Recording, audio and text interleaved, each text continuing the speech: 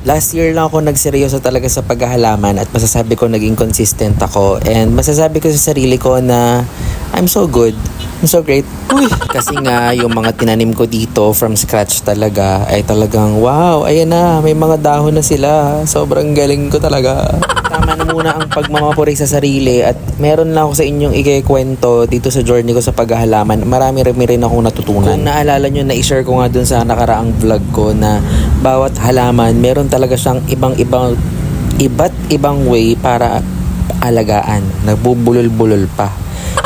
So ngayon ko lang yan na-realize. Meron palang mga halaman na mahilig sa araw, may mga halaman na introvert, ayaw ng araw. Kaya kailangan mo silang itago. So nung na-realize ko siya, pinaghiwa-hiwalay ko na yung mga halaman ko. Meron ding mga halaman na sobrang tagal magdahon o mabuhay. Akala mo hindi mabubuhay, yung pala matagal lang talaga sila mabuhay. So, kailangan mong antayin. Patience is key. So, meron naman mga halaman na pag tinanim mo, magugulat ka. Next week, nagdadahon na. So, iba-iba rin talaga. Tapos dati, pag nagtatanim ako ng mga halaman sa paso, tapos pag nakikita ko yung lupa ng paso, tapos may mga tumutubong ibang mga halaman, natutuwa ako. Kasi akala ko ang galing ko. Yung pala dapat tinatanggal yung mga yun, lalo yung mga damo-damo. Kasi inaagaw nila yung nutrients ng halaman na tinanim mo. Tapos kailangan din pala araw-araw ka magpapakita sa halaman mo hanggat maaari. Itong mga halaman ko, kinakausap ko yan habang dinidilig ko tsaka habang tinitrim ko yung iba. So nagbibigay talaga ako ng oras. Tapos may mga halaman ako dito na sobrang laki niya pero kakaunti yung dahon tsaka mga bulaklak. So nung nag-research na ako, doon ko na na-realize na kailangan pala yung mga halaman na yun tinitrim. So ang mga halaman, kailangan pala talagang tsagain mo yan. Hindi nga nung iba, wala daw silang green thumb, kaya hindi nila kayang bumuhay ng halaman. Ngayon, naniniwala ko, hindi totoo yung mga green thumb na yan. Tamad ka lang talaga at wala kang tiyaga. Uy, hello sa mga kabataan dyan, anong ulam nyo today? Huy! Hindi tayo manalait ngayon sa video na to. Actually, habang naghahalaman ako, marami akong na-realize. Pwede ko palang gamitin yung journey ko sa paghahalaman sa journey ko sa pagnenegosyo. Kagaya ng araw-araw mong pag-aalaga sa halaman, kagaya ng araw-araw mong pagdidilig, ganon din dapat sa negosyo. Dapat araw-araw ka ding nasa negosyo mo. Gaya ng araw-araw mong pagtatanggal ng mga unwanted na damo sa halaman mo at pagtitrim mo ng mga dahon ng halaman mo at mga sanga na hindi mo gustong nandun. Ganon din ang gagawin mo sa negosyo mo.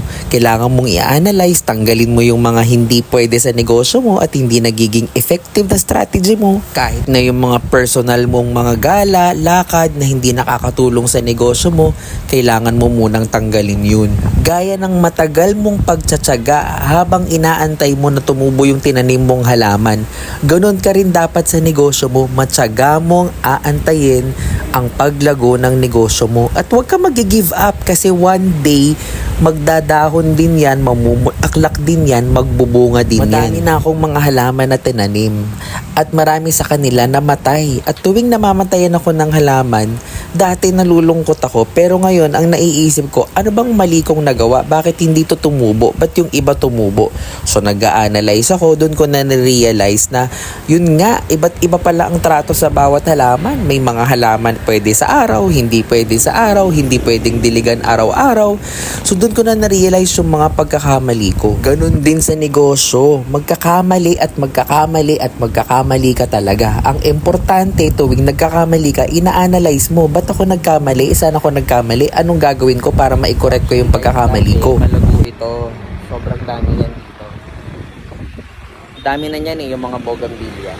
Kaya lang, na-realize ko at natutunan ko na hindi pala siya dapat. Kaya parang feeling ko nung time na yun, parang ang lago niya, pero ang konti ng mga dahon niya.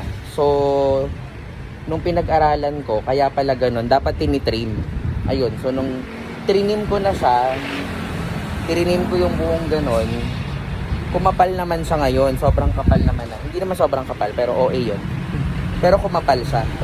Diba? So parang tumpok-tumpok na siya. Dati kasi, malago yan, malaki, pero hiwa-hiwala yung dahon sa bulaklak. So what I did is, ayun, trinim ko. Ito lalo ang lago nito dati. Ito, malago yan. So trinim ko siya.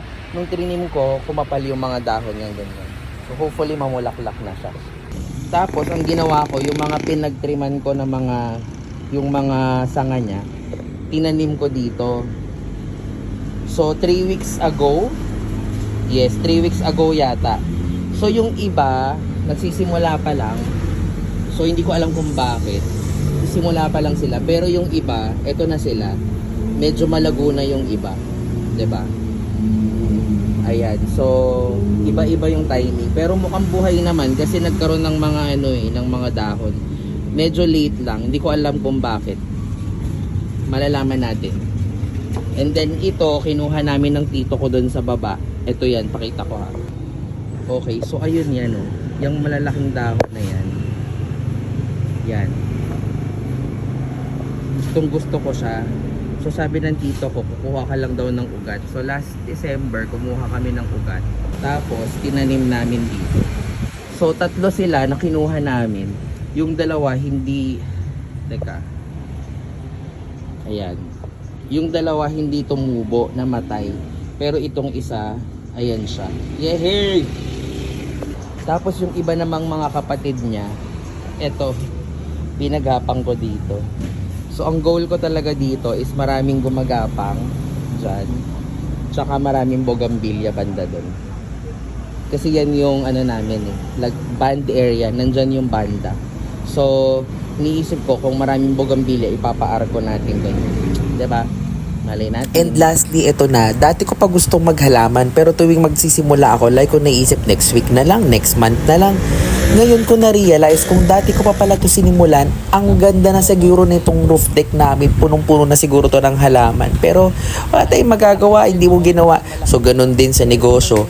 Kailangan kung may naisip ka at kaya mo na magsimula ngayon, simulan mo na kasi hindi mo alam kung anong mangyayari, di ba? Few years from now, tapos na sana yan. Hindi na nag-iisip ka pa na, what if nagnegosyo ko? What if sinimulan ko na yung gusto kong career? What if ganito yung ginawa ko 3 years ago, 5 years ago? Sabi nga ng isang Chinese proverbs na paborito ko, the best time to plant a tree was 10 years ago. The second best time is today. Wow!